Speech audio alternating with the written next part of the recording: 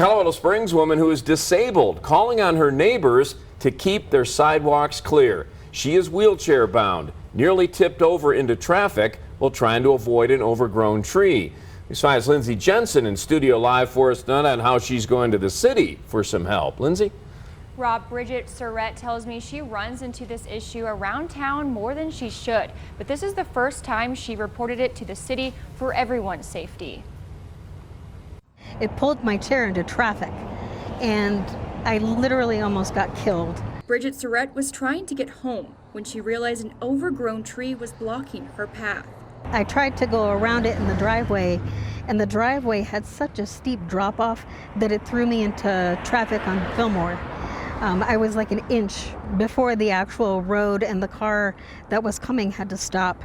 And thankfully there was no one behind them, because if they had been rear-ended, they would have been pushed into me. She was able to get back on the sidewalk, but says dealing with hazards like this are a daily occurrence. It's terrifying. Every time I'm on a sidewalk, I have to watch every inch of everything. Bridget says she went to the city because this hazard is unacceptable, not just for her, but for everyone. This is the first report that I've ever made to code enforcement. The city's code enforcement department says it gets more than 12,000 reports every year, and most of the calls are for sidewalk hazards like this. It's important for residents in our community to know that the city code requires them to keep the sidewalk and curb area clear that's adjacent to their house. He tells me this has been a city ordinance for years. If it's a complaint on a property that we've never been to before, then we send a courtesy notice that says an inspector will be out in 10 days to take a look. He says usually the homeowner fixes the problem before inspectors show up.